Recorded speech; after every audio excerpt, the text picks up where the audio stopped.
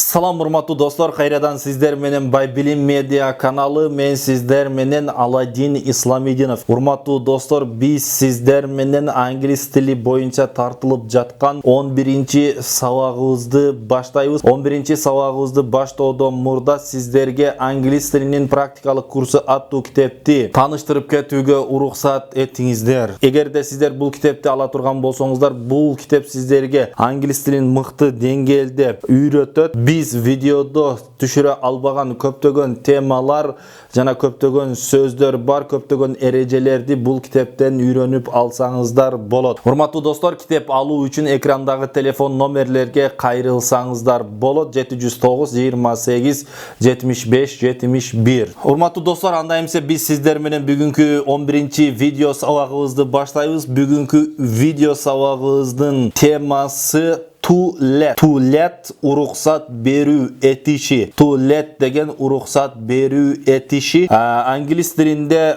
бул этиш көп колдонулат, жардамчы этиш, көмөкчү этиш болуп саналат. Ошондуктан бул көп колдонулат. Мисал үчүн, эгерде биз to let дей турган болсок, уруксат берүү.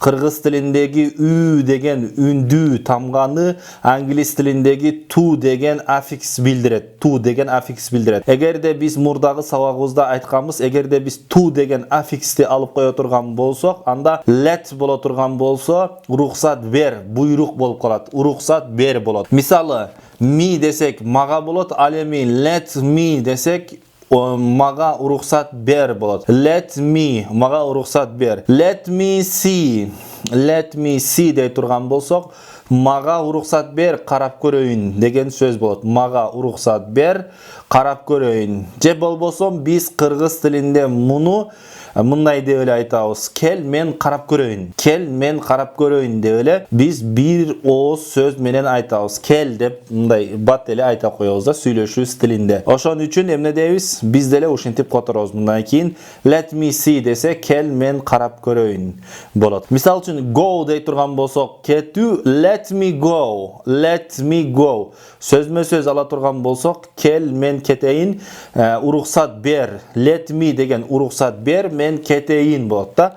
Let me go, мен кетейин. Же болбосо жөн эле биз мен кетейин деп эле которобуз. Мисал үчүн start дей турган болсок, to start баштоо, ал эми let me десек, let me уруксат бер мага, let me start уруксат бер мага, баштайын. Же болбосо кел мен баштайын деген маанини туюнтат. Андан кийин play дей турган болсок, ойноо, эми кел мен ойноюн дей турган болсок, let me play болот.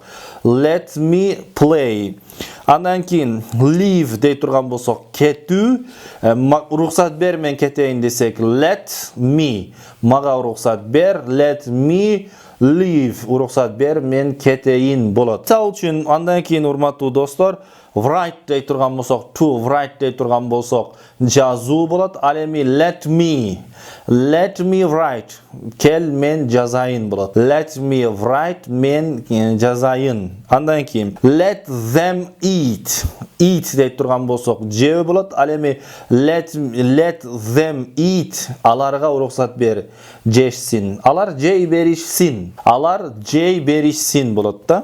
Андан кийин мисал үчүн us дей турган болсок, бизге let us дей турган болсок, let десек уруксат бер, уруксат бериңиз, уруксат бергиле. Let us go дей турган болсок, кел биз кетели, бизге уруксат бериңиз, кетели. Же болбосо биз кетели деп эле айта турган болсок, let us go деп айтабыз. Бул кыскартылганда эмне болуп калат? Let's go болуп калат да. Let's go деген сөз мына ушундан келип чыккан. Let us go. Уруксат бериңиз, биз кетели деген сөзү туюнтат. Мисал үчүн андан кийин sleep дей турган болсок, to sleep болсо уктоо, ал эми мен уктайын, уруксат бериңиз, мен уктайын дей турган болсок, let me sleep болот да. Let me sleep болот. Андан кийин drive дей турган болсок, to drive айдоо, ал эми let me drive drive деп турган болсок, уруксат бериңиз, мен айдайын. Let me drive, уруксат бер, мен айдайын. Же болбосо кел, мен айдайын эле болот. Андан кийин talk деп турган болсок, айтып берүү, to talk, айтып берүү.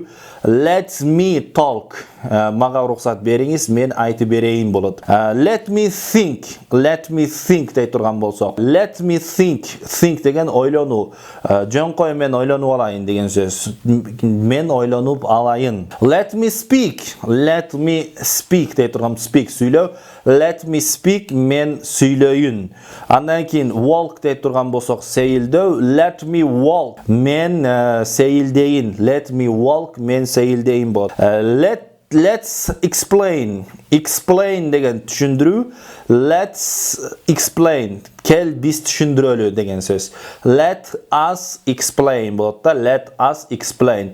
Let's explain, биз түшүндүрөлү болот. Эми мына ушинтип, урматтуу достор, эмне кылат экенбиз?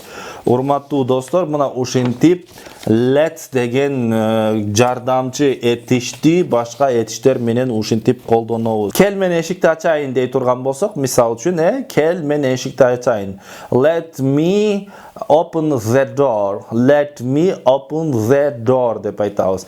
Эми кел мен терезени ачайын дей турган болсок, let me open the window. Let me open the window. Кел мен терезени ачайын болот. Кел мен терезени жабайын дей турган болсок, let me close the window. Let me close the window. Let me close the window. Кел мен терезени жабайын болот. Мына ушундай кылып, урматтуу достор, ушундай таризде колдонобуз. Анан бүгүнкү биздин сабагыбыздын экинчи темасы, урматтуу достор, буйрук ыңгайдын терс формасы. Буйрук ыңгайдын терс формасы. Буйрук деген, мисал үчүн, буйрук ыңгайдын терс формасы деген, буйрук бул бир нерсени жаса деп айтабыз. Мисалы, жаса десек, бул оң буйрук болот. Ал эми терс буйрук боло турган болсо, жасаба, аткар, аткарба, турба. Мына ушул ба мүчөсүн англис тилинде кантип жасайбыз? Ба деген мүчө, отур, отурба, жазба, аткар, аткарба, айтпа дейбиз го, тескери танабыз, тыябыз бир нерседен. Мына ошого эмне? Ошону англис тилинде кантип жасайбыз, урматтуу достор? Эң биринчи эсиңиздерде сактап калыңыздар. Терс буйрук ыңгайдын терс формасын do not бөлүкчөсү аркылуу жасайбыз. Do not деген бул жерде именно терс форма экенин not деген сөз билдирет. Not деген сөз билдирет, урматтуу достор. Бул кыскача өкөсү do not деген өкө кыскарып don't болуп калат. Don't болуп калат. Мисал үчүн, don't дей турган болсок, write десек, to write десек, to write дей турган болсок, жазуу. Ал эми жаз дей турган болсок, жөн эле туну өчүрүп коебуз, write болуп калат. Ал эми жазба дей турган болсок, write деген сөздүн алдына don't деген сөздү коебуз. Don't write, жазба. Don't write, жазба болот. Эми to take дей турган болсок, алуу болот.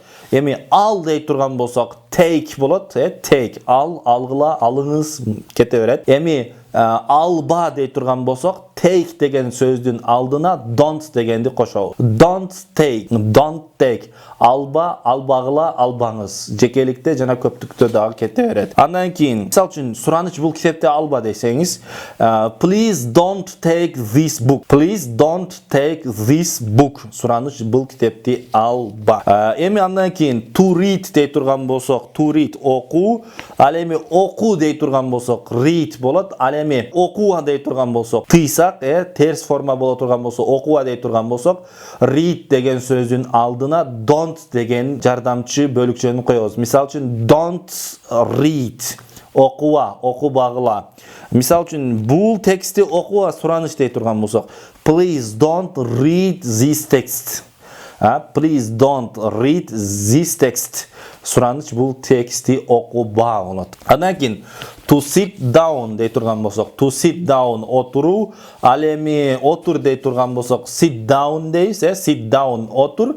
Ал эми отурба деп тыя турган болсок, терс формасын жасай турган болсок, анда эмне деп айтабыз?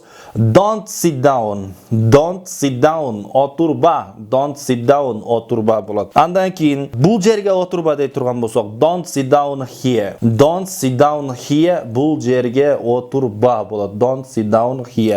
Don't деген демек кыргыз тилинде ба дегенди туюнтат, sit down отурба. Here деген бул жерге болот. Андан кийин урматтуу достор, to close дей турган болсок, to close десек жабуу болот. Ал эми жап дей турган болсок, to деген аффиксти өчүрүп коебуз деп айттык. Close дей турган болсок жап болот. Ал эми жаппа дей турган болсок, don't close. Don't close.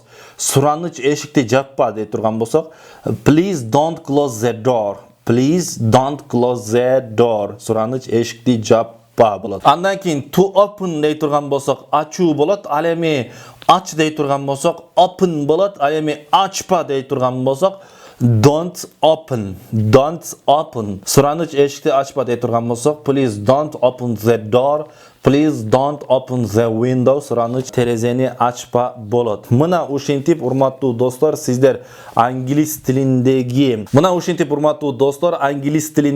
этиштерден терс форманы, буйрук терс формасын ушундай кылып жасай бересиздер. Англис тилиндеги бул теманы дагы да жакшы, мыкты деңгээлде өздөштүрүү үчүн англис тилинин практикалык курсу аттуу китепти алып, англис тилин дагы да мыкты деңгээлде үйрөнсөңүздөр болот, урматтуу достор. Kitap alуу үчүн экрандагы телефон номерлерге кайрылсаңыздар болот. 709 28 75 71. Кийинки сабагыбыздан жолугушканга чейин сак саламатта туруңуздар. Сиздер менен Аладдин Исламидинов болду.